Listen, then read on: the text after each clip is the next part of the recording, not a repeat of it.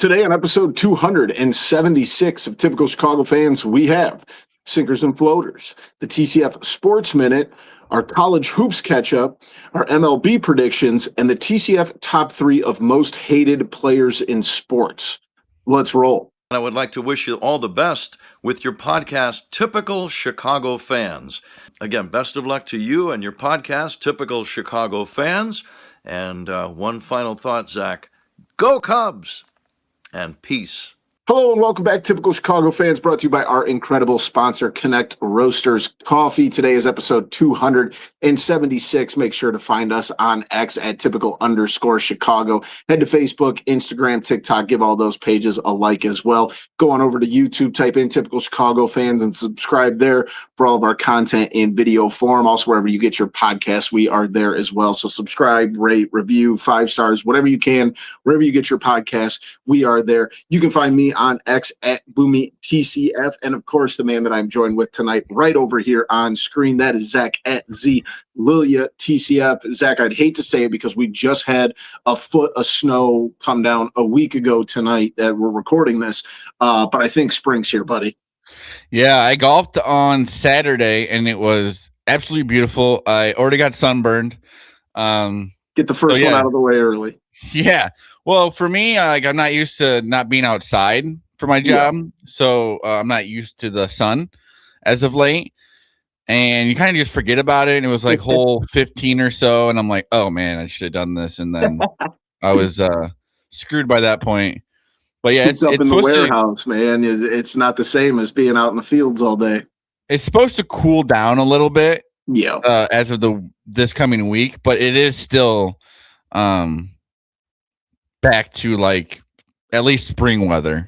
Big time. It's crazy because literally a week ago, we're recording this Sunday night. A week ago at this exact moment, we were getting a foot of snow. Yeah, that was crazy, but it went away within like 2 days. Yeah. I think the last of I had a gigantic snow pile from when we got plowed out. And it finally melted. I think yesterday morning was the last bit of it. Finally went away. So, but it was legitimately like 6 feet tall. So it took a little bit of time. Yeah, there's still snow in place. Like yesterday when we were golfing, it was weird because it would be like snow in like weird spots that it just hasn't melted. But it was nice enough to golf. Absolutely. Gotta love that, man. Absolutely. Let's jump into things as always. We've got our sinkers and floaters. My sinker is jury duty. Unfortunately, though, not for me. My wife, who is sitting right up there, has to report for jury duty in the morning at 8 a.m.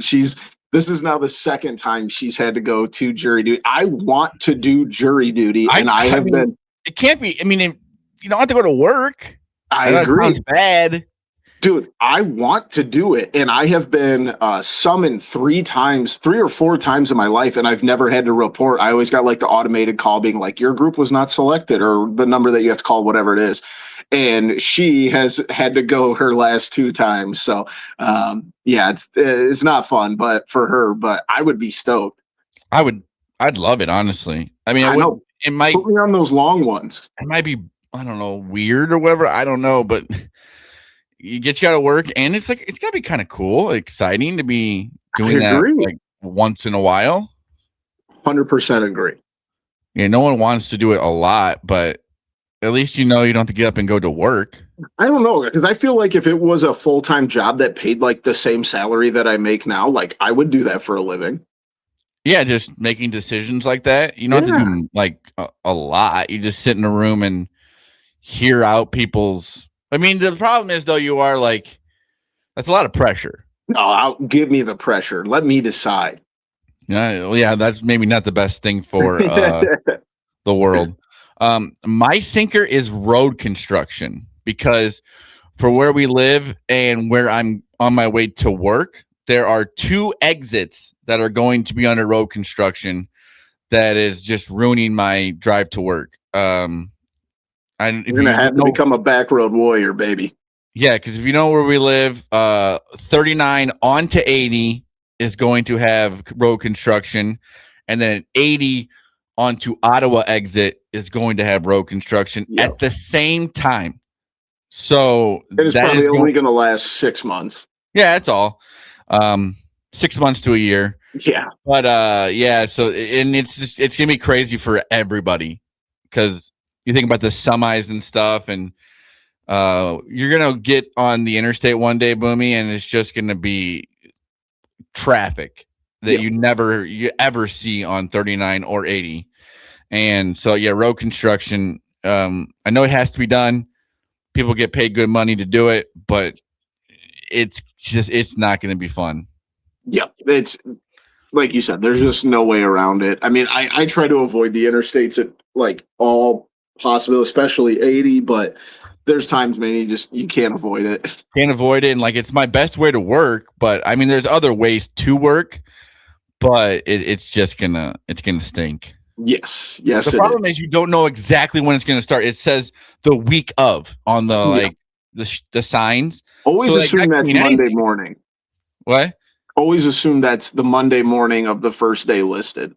Yeah, luckily for me, I don't have to get to work until 4 p.m. That's so true. You can just kind of like look on Facebook before and see if people were complaining about it, and then you know. That's a good way to check. I don't hate that at all. Yeah, so yeah, road construction, it's needed. It's probably going to be good for the long run, which I don't know what is wrong with the exits right now. There must be something. I don't know. But it's tough. It's tough to It's not fun. My floater this week is Marquee Network, and that's because opening day is Thursday, and I just found out that Marquee is now included in Hulu Live. I have been a Hulu Live defender for over 5 years. I love Hulu Live. I will never switch because it comes with the ESPN Plus. But my one biggest complaint over the years was the lack of Marquee Network. So the last couple of years, I've had to subscribe to the Marquee Network like on its own is $20 a month to watch the Cubs, whatever. They just struck a deal and Marquee is now on Hulu. So I am very, very excited about that. I actually recently just got rid of ESPN Plus. I'm trying to get rid of a lot of that kind of stuff. Yeah. Because I just don't watch it enough. But yeah, that's awesome. It's nice to see Marquee going on to more streaming services and stuff like that. Yeah. It's only taken them 5 years to do it, but it's awesome to see. If it's going on Hulu, that's good for the Marquee Network and people who watch it. Big time. And not that I really like care enough about the White Sox, but like I don't watch the Bulls and the Blackhawks. If they were competitive, I would easily subscribe to that new channel they're on. But like we'll talk about them here in a minute. But I'll watch their nationally televised games, but I'm not going out of my way to watch them. That should be on ESPN or on Hulu. Yep. So it's apparently it takes 5 years. So yeah, I was going to say. So I got like 3 more years after this one. Yeah, that's crazy. Yep. My floater is the Boozer Twins. And if you are watching any of the March Madness, you have seen how many commercials those two kids are in. I mean, it's every commercial, it seems like, that they are in, which good for them. But man, it's every commercial. It's the Boozer Twins. Those boys are making so much money. And also, I mean, there was a very cool story about how they pretty much saved their older brother's life when they were born. He had a disease and sickle cell anemia. Yeah, and they were able to at birth something with that. Something like with their stem cells, umbilical cord. Yeah, the stem cells from their umbilical cords. Yeah, but yeah, it's just good for them. But man, they are on every commercial. I was out to dinner with my dad tonight, and we were watching it, and you were watching it on like 2 separate TVs, and you're like, they were on this TV, now they're on this TV, now they're on this TV, and good for them. Get in the bag, man. But yeah, it's tough. I feel like I see them more than anybody. Yeah. For sure. Let's jump into the TCF Sports Minute. These first 2 shouldn't take very long because we'll start with the Blackhawks and the Bulls, starting with the Blackhawks. 26, 31, and 13. They're the 3rd worst team in the NHL. And we kind of argued about this the last time that we had a podcast, but like, I have very, very little hope for this organization. We are now in year 4 of this rebuild, and it's not getting any better. We should be way farther along than this, and I feel like it's just the same excuse year after year. The only reason I have somewhat of a hope is because Bedard is playing so well, and that's our hope. That's our only hope. I know what you mean. Organizationally, it's not going well, but I do feel like there is some sort of hope for the organization. Yeah, like if it, I get like that's a huge piece of it is Bedard, but like outside of Connor Bedard, there's nothing like this. Yeah, but There's he's been nothing playing there. really well. They've been playing a lot better as of the last few games, but you don't really want to actually win any games right now. Yeah. But it is tough to see both the teams that play at the United Center right now just really struggling. Well, and another problem with it is like people still go to the games. Like it's not going to bottom them. There really has been a lot less people going to Blackhawks games as of late. It seems like it's taken a bigger hit than the Bulls. I don't know why. But yeah, I mean, people still show up. It's always a fun place to go, but that kind of gives the teams a false hope, I think. Yeah, big time. Bulls, on the other hand, 28-42, so they got 12 games left. They have the 9th worst record in basketball, which kind of just like we talked, like they haven't been losing, or we talked about it last time. They almost waited too long to bottom out, and they're not going to be able to catch those. They're not going to get into the top 5 of the lottery. Even, it's going to be great even sitting, somewhere between 7 and 10 in the draft because it is one of the best draft classes that we've seen in a really long time. But like at this point, what does it matter? Yeah, it doesn't really matter at all. Modest is playing well. Yeah, Modest is playing well. That's pretty much it. Yeah, honestly, and they're winning too much for a team that's tanking. And this is going to be a good draft too. Yeah, big time. This might be one of the best drafts in the last decade. Yeah, and I guess maybe we have a lot of second round picks. I don't know. It's so frustrating. And I think we're looking at a lame duck head coach because you can't bring Billy Donovan back next, even though I don't think any of this is his fault. I think he might leave too. I mean, North Carolina could open up. I would go back to college. Thing smoking. But I'd like to see him stay because I think he's a good coach. And I think that he gets along with the players really well. Yeah. But I don't know. I think that there's no hope for this. I think there's less hope for the Bulls than there are the Blackhawks. I agree with you right now, but my hope in the Blackhawks is waning heavily. Like it's going fast. Neither of them are going in a good direction right now. So at least on the positive side, we've got baseball this week. We'll start with the Cubs, who are 13-16 in spring training, but that record means nothing. For opening day is on Thursday against the was it the Brewers? No, it's against the Nationals. Nationals, that's right. First 2 series at home is a little weird. Yeah. It's going to be really tempting between now and Thursday to not take Thursday off and go to opening day. Yeah, if anything, I go Saturday. Yeah, it's going to be so packed on Saturday. Yeah, I mean, I'm so excited. But Seiya's going to start the year on the IL, which we kind of expected, which is okay. It doesn't seem like this is going to be a season. That's why you got Michael Conforto for this reason exactly. He's a veteran guy. He can kind of step in for a little bit of time. He knows it's not going to be for the whole season, and he can play well, and he's capable of playing right field.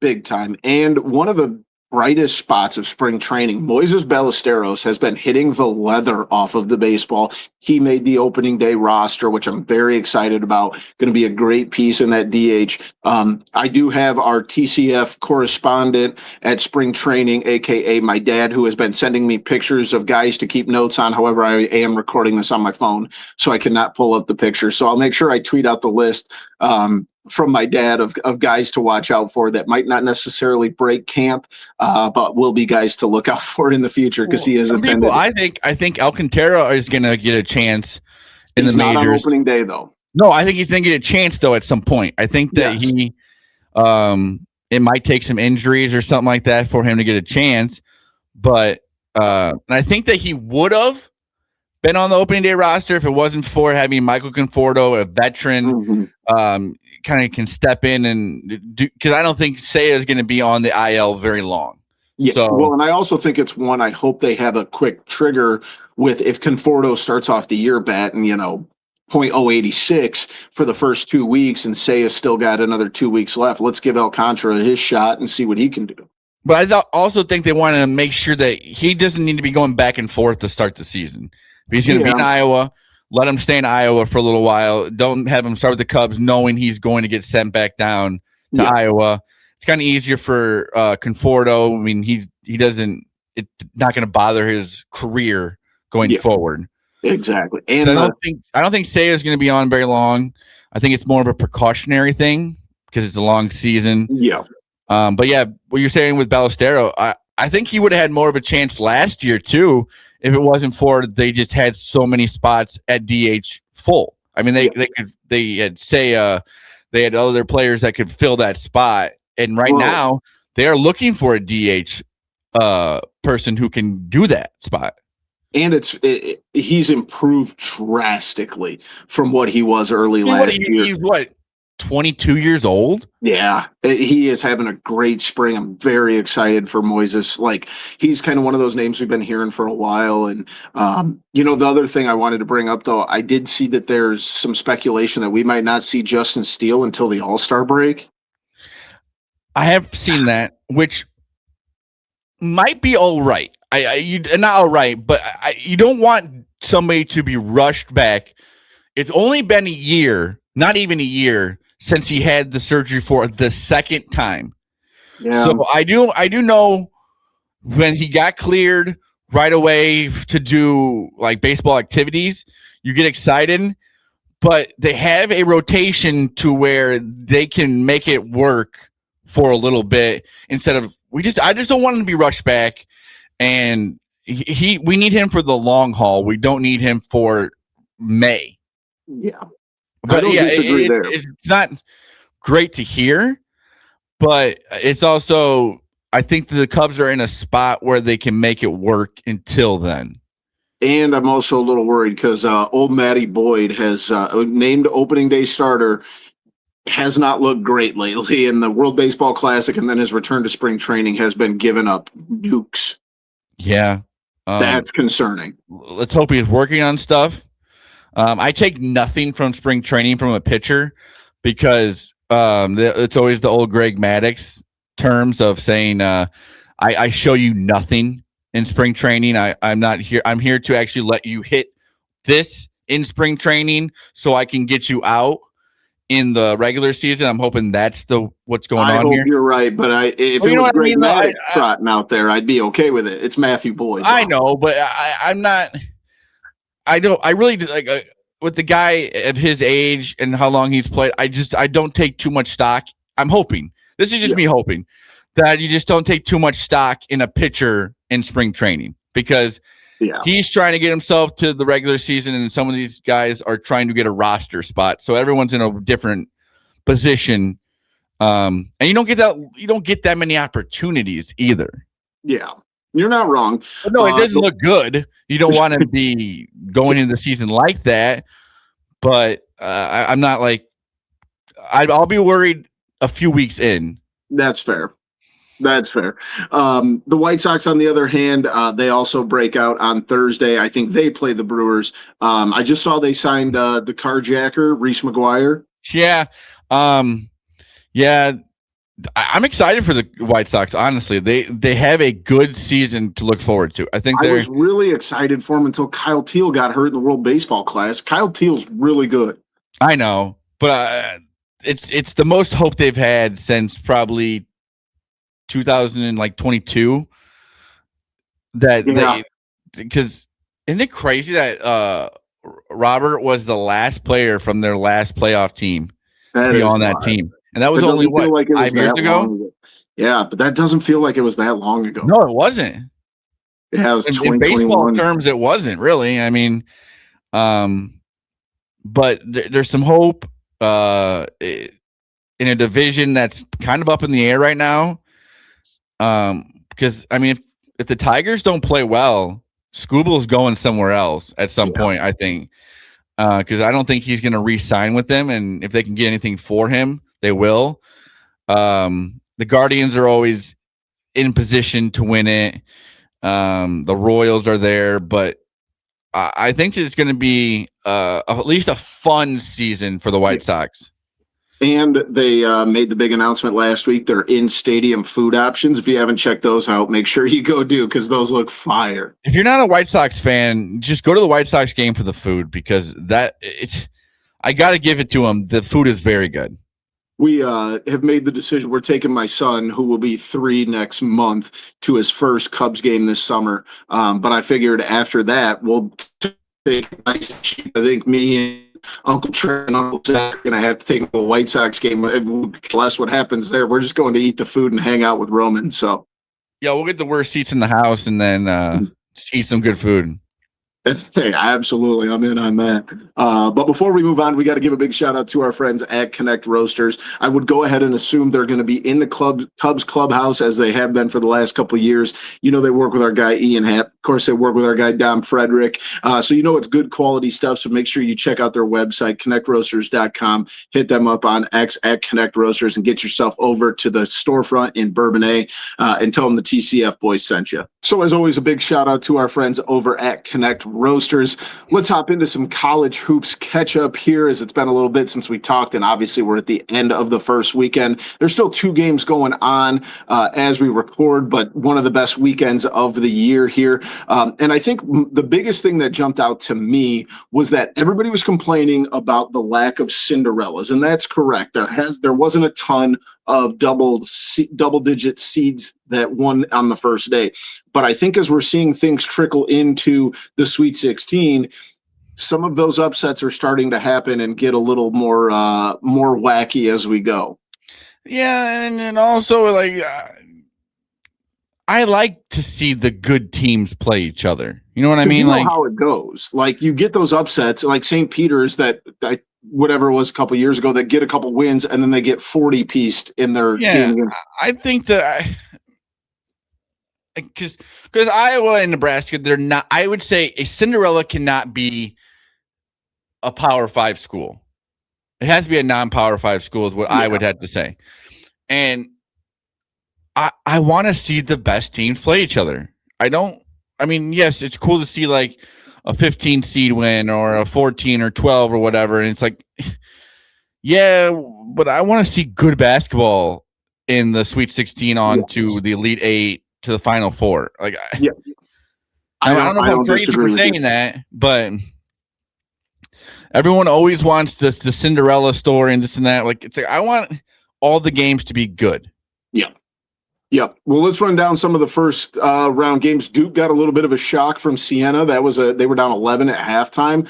Obviously, they Duke fans got to be a little admitted concerned that they weren't ready for the game. Yeah, they took them too lightly. Well, yeah, but that's going to happen with all schools in a way, per se. When you're playing a 16 versus 1, that's how Virginia lost the one time. Yeah, but they got it together. They were down double digits at half, weren't they? 11 at half, yeah. But in a team like Siena, they're good, and the coach gets hired. McNamara. He pretty much gets hired off of having a good first half against Duke. Yeah, like, absolutely. That's kind of crazy. The coolest part of that, though, is the game that ended up feeding into Duke's, to play Duke in the next round was arguably the best game of the day. And it was the first game of the day when TCU took down Ohio State. That was fun. Yeah. I don't think it really came as a huge surprise, though, because I didn't think Ohio State was very good going into the tournament. I thought that about a lot of a few of the other Big Ten schools that are now in the Sweet 16.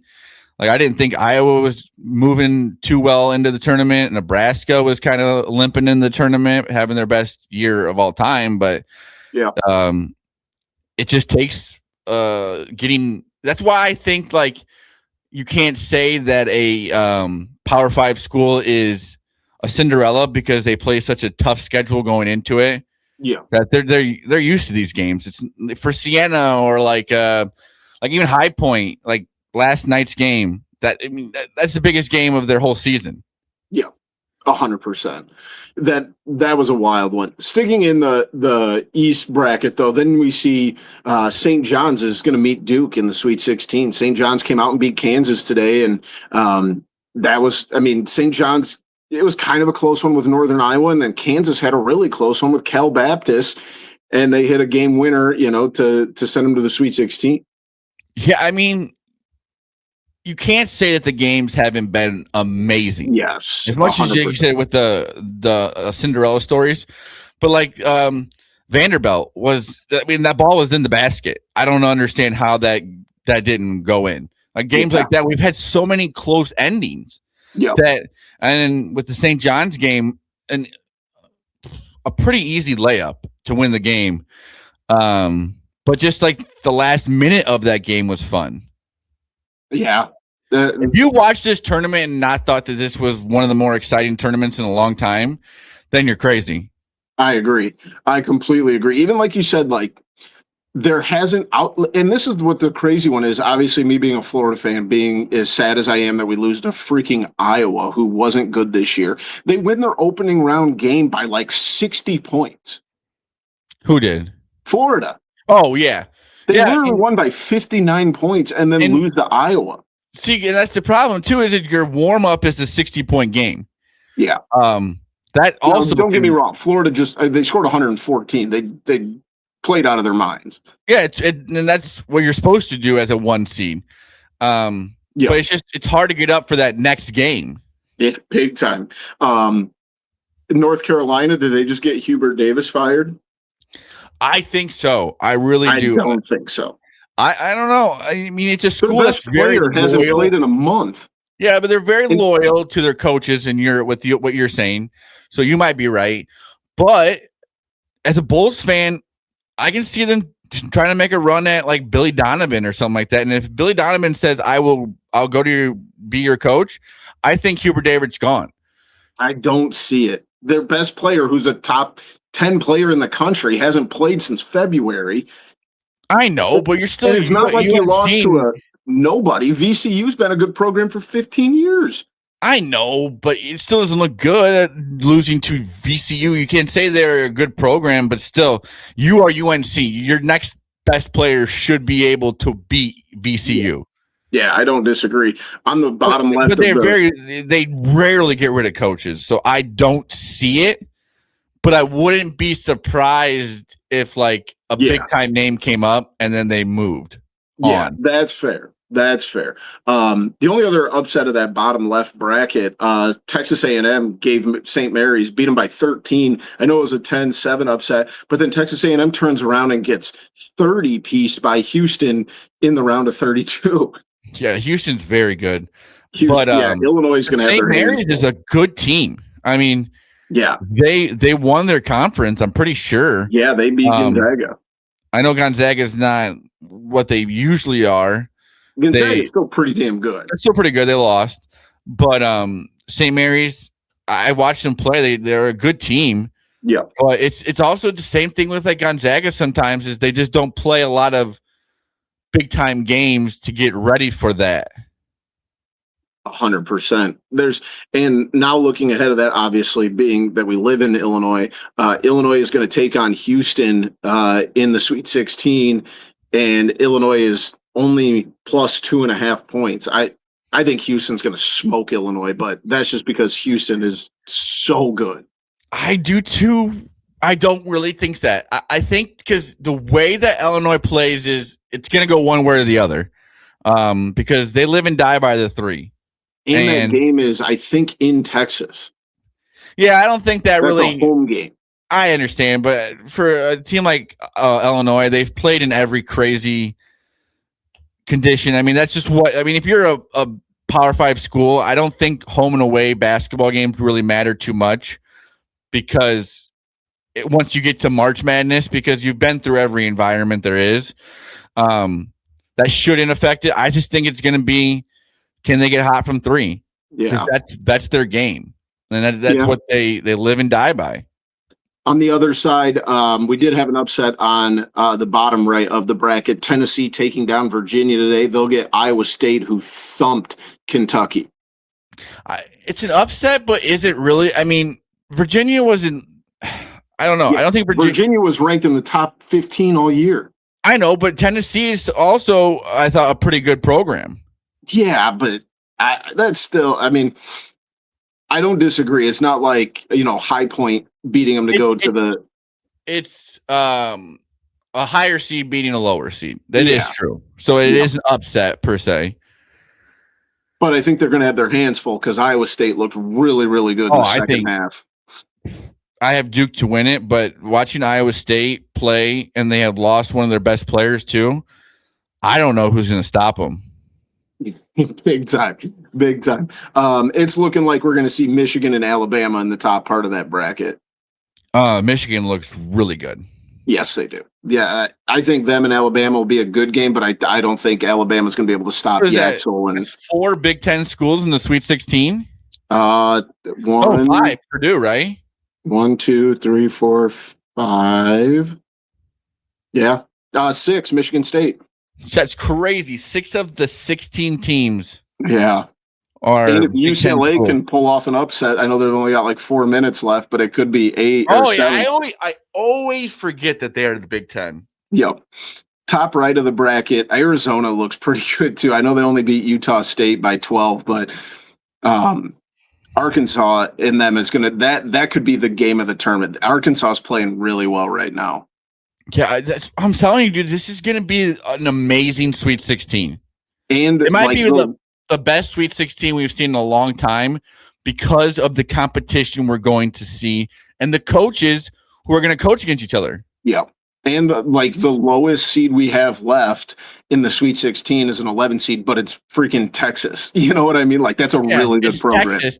And Tennessee's one of the lower seeds and stuff, or the higher seeds, I guess. Yeah.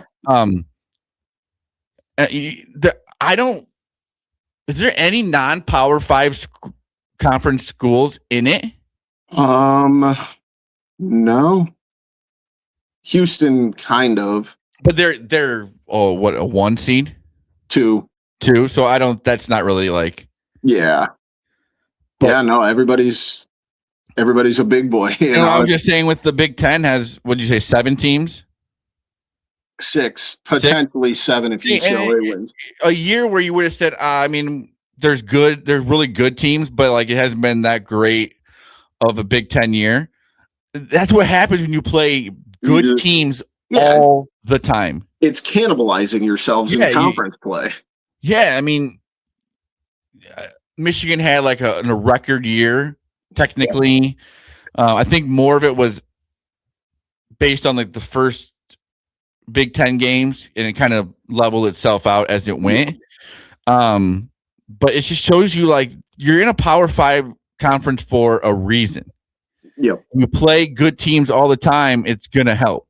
And I know, like, I think it was like Siena was complaining about teams not wanting to play them, or was it High Point? It was all of them. Siena, High Point, Miami of Ohio. Which shout out Miami of Ohio. Yeah, they were all complaining like teams didn't want to play them, but like I kind of get it because they want to play big time schools. Yeah. But you want to see a school like Siena and High Point and stuff like that play bigger schools. But why would they want to play when they're trying to get ready for the tournament? Yeah, I've talked about this a few times because being an NIU fan, like the University of Illinois won't play NIU. They should play them right now in football. But it's also like there's very little reward. Like, let's just say Michigan decided, September 1st, like, okay, fine, we'll play Miami of Ohio. Like, if they beat them, they're supposed to beat them. And if they lose to them, then they're idiots for playing one of the best mid-major teams. Like, it's a whole mentality thing about it. But I think they should play them. There should be a mandate. What are they going to get from that going forward to like, that's not going to. It's a lose-lose situation. It's not going to help their tournament resume. Yeah. And all it could do is hurt their tournament resume. Yes. But in the same breath, like a top 25 school. And if you lose, that's going to be your worst loss. Yeah. So I understand they should, But then that should also, like a Gonzaga and like St. Mary's, they need to go to Power 5 conferences for that reason. Gonzaga's going to the Pac-12 next year. Yeah, that's what I mean. That's going to be good for them. I think that's going to help them in the tournament because you're not going to play just, was it the WAC? The West Coast Conference. Yeah. But in the same breath, like the new Pac-12 is essentially the West Coast Conference. Yeah, but they're good. They are a technical Power 5 school. No, it's not. Oh, it's not Power 5?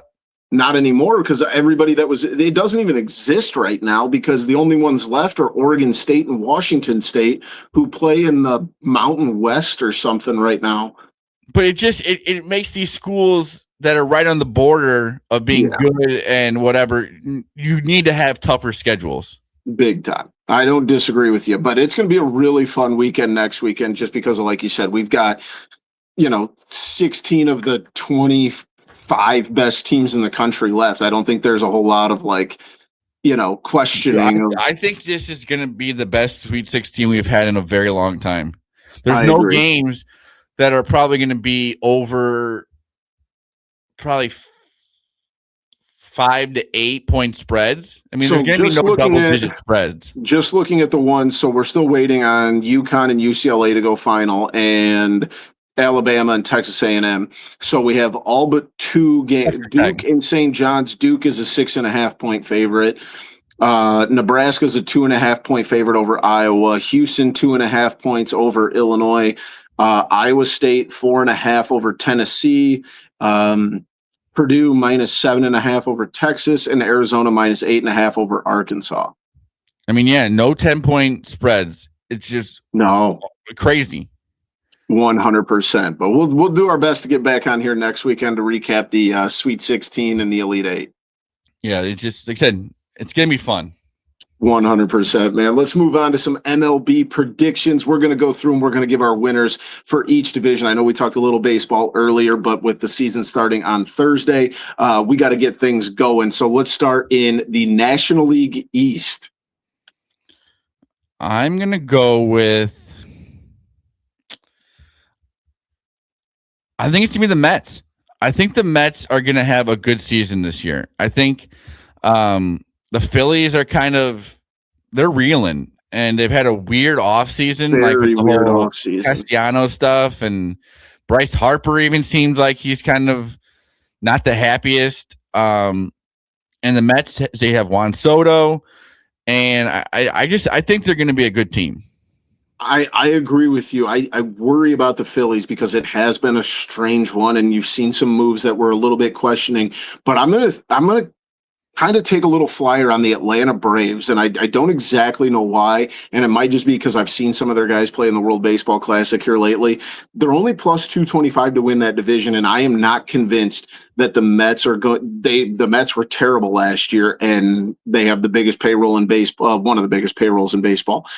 I'm not convinced that they're going to be able to just turn that switch on. No, me either. National League Central, I think we're both taking the Cubbies here, but let's say that. Am I safe to say we're both taking the Cubs to win the division? Yes, but I would have to say I think the second best team, and I keep getting a lot of pushback on this, I think the Reds are the second best team in this division. They have a ton to prove, though. They have a lot to prove, but they got Suarez, they got talent there that they could be. And I think the Brewers have just got worse. They have, but I don't know if they've gotten, if the gap between the Brewers and the Reds, it has gotten smaller, but I don't know if it's been enough for the Reds to overtake that. I just want a bad season out of the Brewers. I need a bad season out of them. And trust me, I'm with you there. But they'd still have some really, really good. Jacob Mezorowski might be the best pitcher in the National League, and I hate to say it, but he is bona fide. Wipe that off your face. You know damn well he is one of the best pitchers in baseball.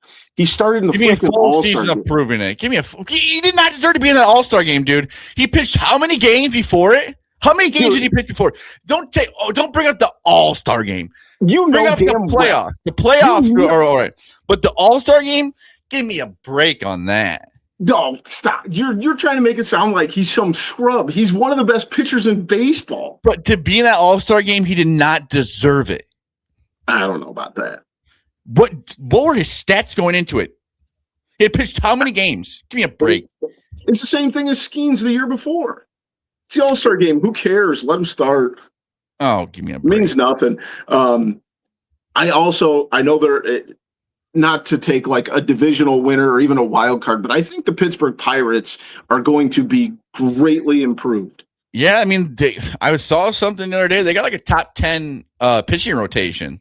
Yeah, they just had a kid in their like prospect breakout game. I think he's like 19, hit like 103 on the gun. No, I mean, like I said, they were in the top 10 of pitching rotations in Major League Baseball this year. They're going to be solid. It helps a lot, but big time. I still think they'll be fun to watch, and they got a lot to prove here in the next few years too, because they want to keep Skeens too. Yes, I don't think any of us are dumb enough to take anybody but the Dodgers. They're minus 650 to win the West. Not, but I mean, to take a flyer on the Padres. Yeah, I mean, it's not like crazy, and the odds are like awesome. Yeah, plus 900. Yeah, I mean, I'm not saying the Dodgers aren't going to make the playoffs, and they're most likely going to win the division, but anything can happen in a 162 game season, and plus 900 for one division winner is insane. I'm kind of with you here. I don't hate sprinkling a little bit on Padres, but they're getting older, and their minor league system is very much depleted. But that doesn't matter for the season. I think that they got a good lineup. I just think the odds on that are insane. I agree. American League East, the Yankees are the leader in the clubhouse at plus 180. But what do you think? I think the Red Sox are going to be pretty good this year. I think the Red Sox are going to be good. I think the Blue Jays are going to be good. I think it's going to be a very tight division this year. That's a good way to put it, because 4 of the teams are.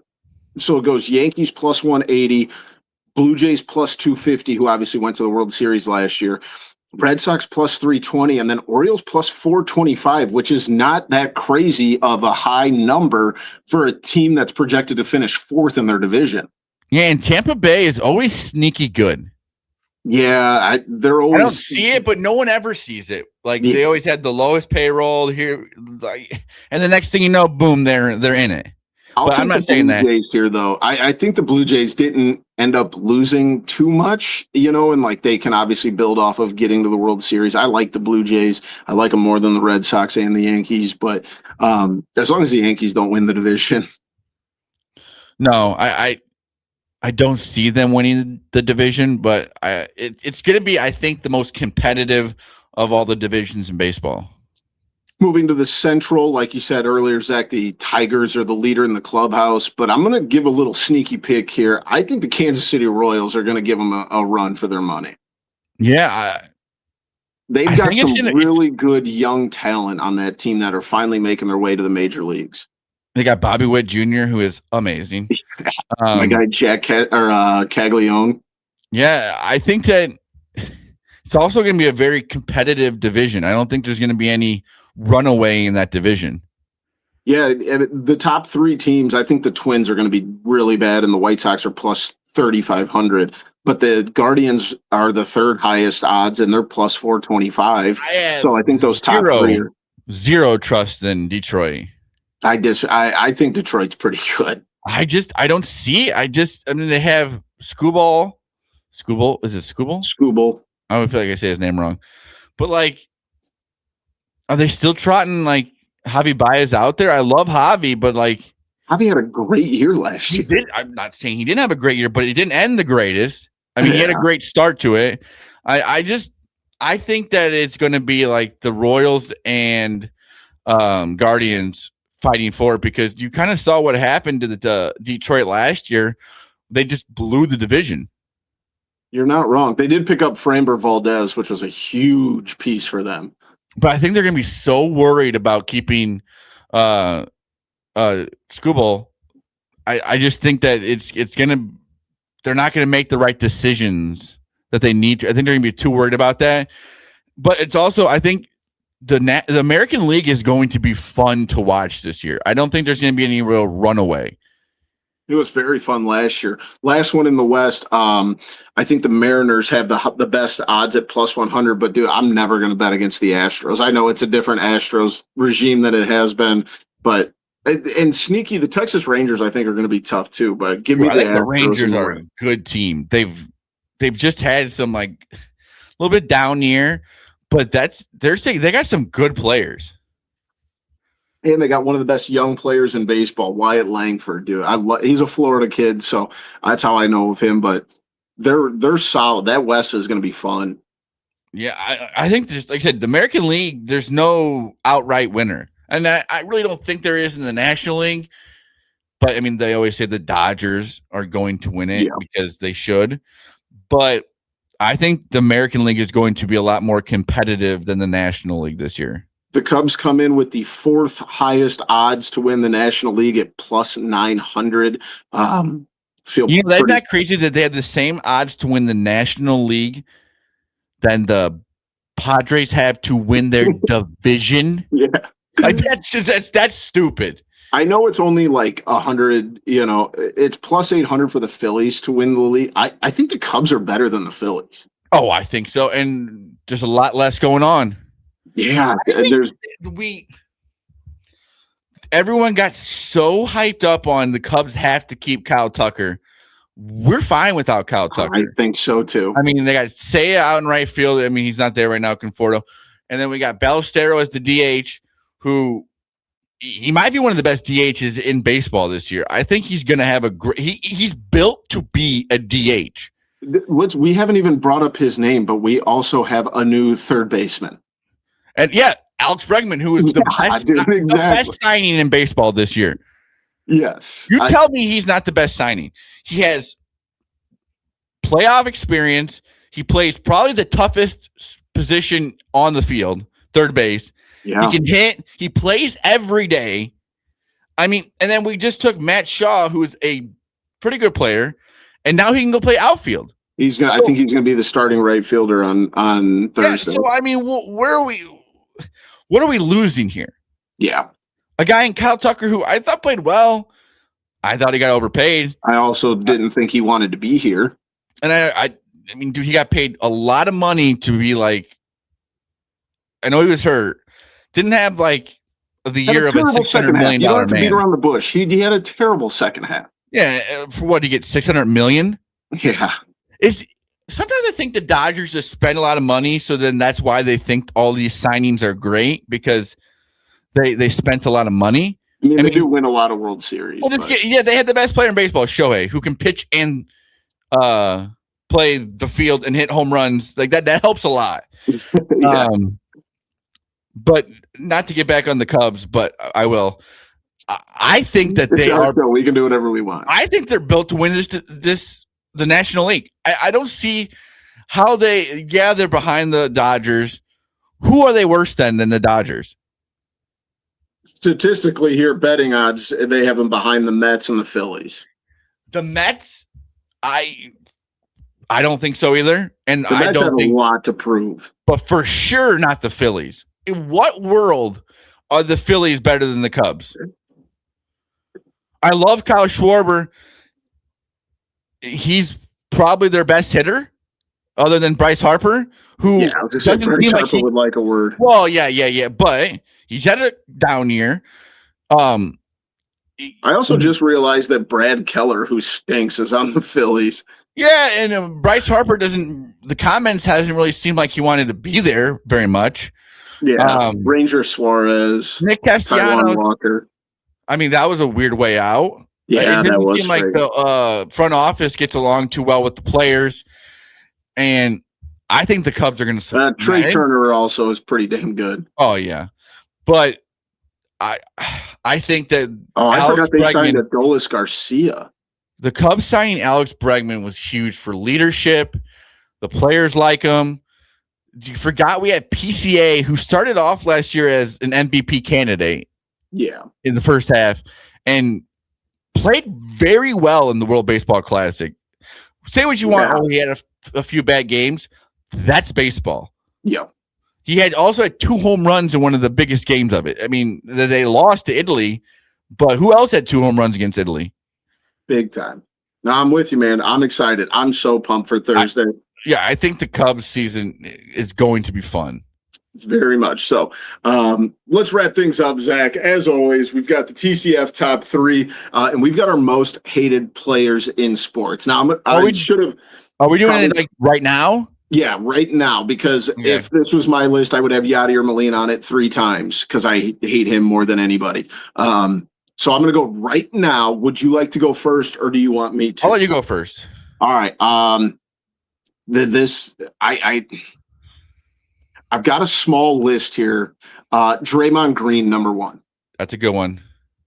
That pains because I feel like if he was on the Bulls, I would love him because he plays hard, and I like that he plays hard. But I think he's dirty. He's gotten cleaner over the years in his older age. But like, there's his career in general has just been nothing but being a scumbag. Yeah, and that's what he likes it too. Yeah, but if he was on the Bulls, I think I'd have his jersey. Well, yeah, but I don't know. He just annoys me.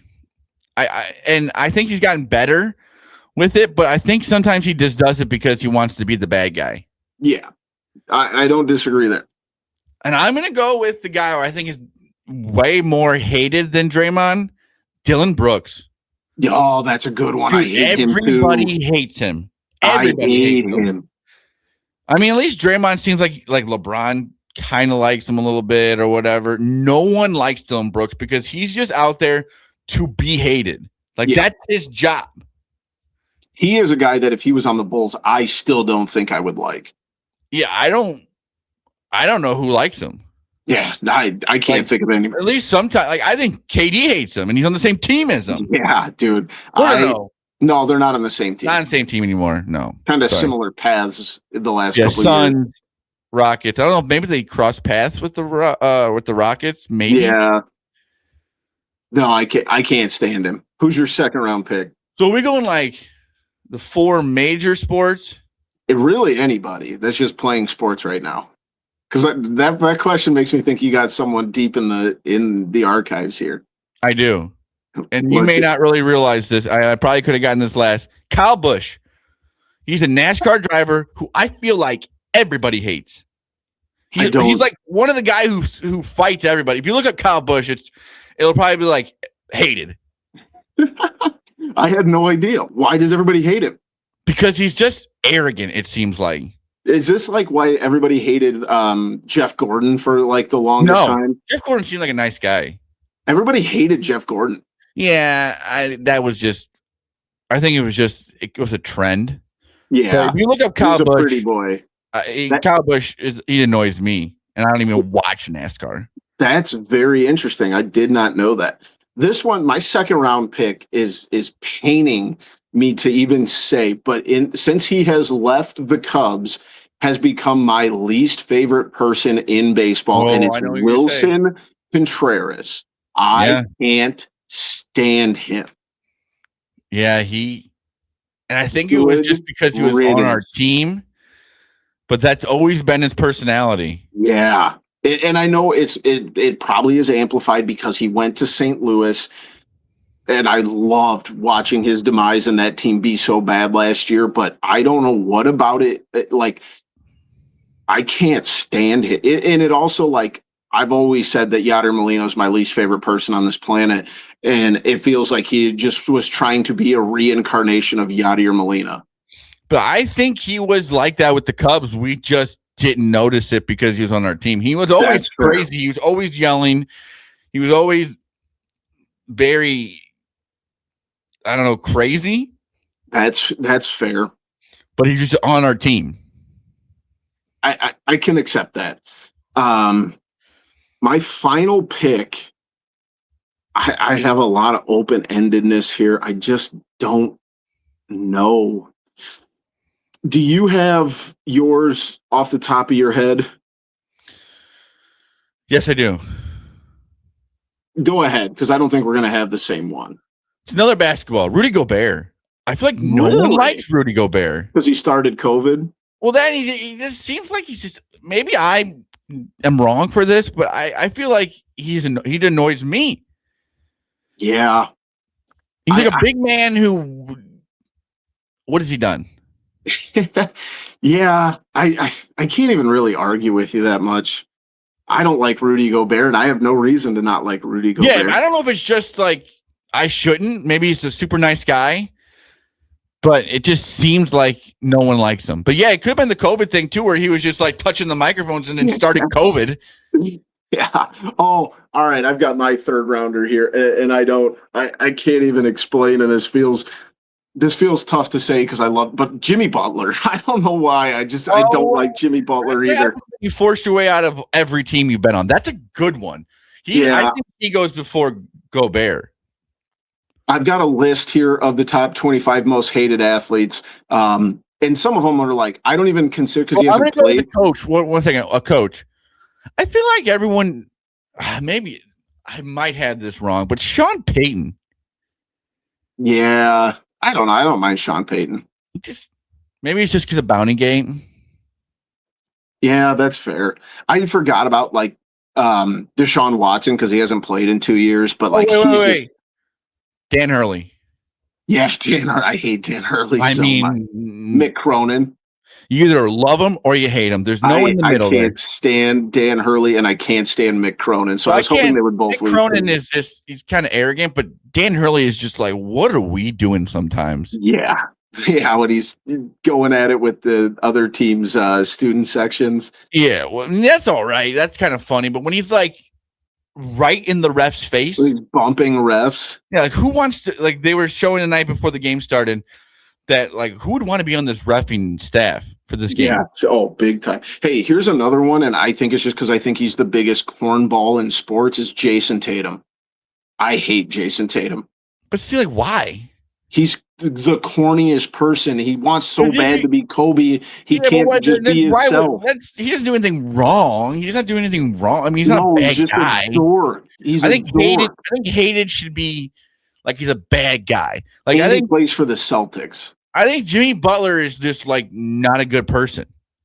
I don't know about that, but if you force your way out of every team you're on, you got to be some sort of like Dwight Howard. That doesn't make him a bad person. He probably has a charity and like is nice to his friends. Jason Tatum. Jason Tatum is a good guy. He just wants to be like Kobe Bryant. He might be your own person, but it doesn't mean he's a bad guy. It just not going to listen. I don't disagree with you. It's not going to make me hate him any less. No, but I think on the hate scale, Jimmy Butler and like Rudy Gobert are way up there over Jason. I think there's a lot. Grayson Allen, he's a bad guy. He's a bad guy. He's a bad guy. Dylan Brooks, bad guy. Bad guy. I don't disagree with you. We need some football players. Dak Prescott. I don't think he's a bad guy. Like that doesn't make any sense. Aaron Rodgers. He's a bad guy. No, he's not. He's misunderstood. I think you should see from what he's doing now. If he was ever played for the Bears, you would have a statue built for him. You think he was the greatest person now. ever. I mean, he's not very good now. No, he's not. But like, what I don't like about Aaron Rodgers, Tyreek Hill's kind of a bad guy. Who? Tyreek Hill. But like, Aaron Rodgers is the guy who goes, I don't like the media, but I'm always gonna do it. Yeah. Like, I don't want to be in the media, but I'm gonna do a show every week. Like, that's what I didn't like. I don't like Aaron Rodgers for the fact of like, he plays this like, I'm this guy who doesn't live in the media, doesn't do this, but then you wait until the last second to retire or not retire. And you are in the media. You aren't what you say you are. Yeah, Tyreek Hill, bad guy. Bad guy. Deshaun Watson, terrible guy. There's a lot of really bad guys in football, but we don't need to talk about them. Yeah.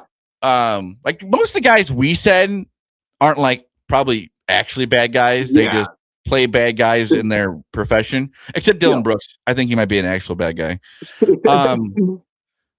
But like, there's football is just too hard because of the sport they play too. Like, you can't really tell some guys are bad guys because, I mean, their job is to hurt people pretty much. Tom Wilson, of the Capitals. Bad guy. Bad guy got kicked out of an Olympic game for fighting, which never happens. Bad guy. You're not supposed to fight in the Olympics. Let's see here. Like Brady Tkachuk isn't a bad guy. Like he seems like a really nice guy, but he plays a bad guy when he's Zdeno Chara came to my mind too. A lot of those hockey players are just like enforcers, so you wouldn't say they're bad guys. Like Brady Tkachuk, he seems like a nice guy, fun to hang out with, but like their job is to beat people up, so that doesn't help. Former players, bad guys. Alex Rodriguez, bad guy. Jose Canseco. This is going to be controversial. David Ortiz, I think, bad guy. Bad guy. But somehow there's a lot of Michael Vick, the Hall of bad Fame guy. for being a good guy. Yeah. I hate. I'm going to say it. How is David Ortiz in the Hall of Fame over Barry Bonds, over like Alex Rodriguez? Like even Alex Rodriguez should be in over David Ortiz. Give me a break. If there's anybody that should be on the like that panel, it's like him.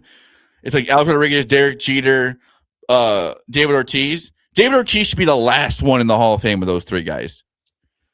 I don't disagree. But with also, you. I think Ballesteros could be a David Ortiz DH like. That would I would be okay with that. But he also, what kind of DH can be a backup catcher? That's also pretty crazy. We're getting way off the rails. More bad guys.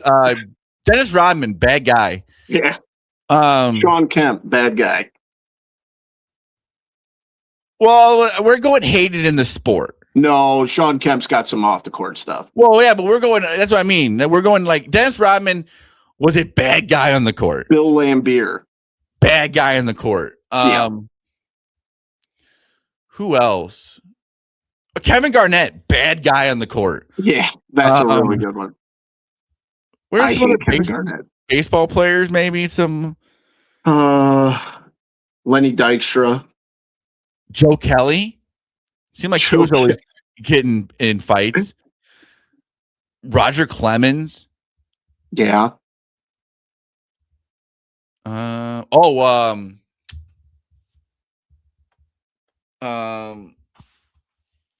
Really good pitcher for the Rangers back in the day. Oh, Nolan Ryan. He loved to throw at people. No, he didn't. Oh, yes, he did. That was because Robin Ventura was a little. I'm just saying. I'm not saying like actually bad humans, but he loved to be like he loved to fight. Those guys got like 3 fights in his career. He pitched for 25 years. Kyle Farnsworth. That was awesome. But he also just seemed like he was ready to fight at any moment. Yeah, he's also still like 45 and just jacked. Oh, he does lifting competitions now. Yeah. He would still beat up anybody in Major League Baseball. There's not a doubt in my mind. I love it. Well, let's wrap things up. That's going to be it for us. That was probably our most like list of top TCF top threes. That was definitely. I just sat back and let you go. But that's it. That's episode 276. Make sure you check us out on X at @typical_Chicago, Facebook, Instagram, TikTok. Give us all a like there. Subscribe on YouTube. Subscribe, rate, review 5 stars on wherever you get your podcasts. We are there. You can find me at Boomy TCF. You can find Zach at Z TCF on X. Make sure you check out our guys over at Connect Roasters. And hopefully we'll be back next week with some Sweet 16 and Elite 8 recap for you guys. But as always, thanks for checking in. This was episode 276 of Typical Chicago Fans. We love you all. Peace.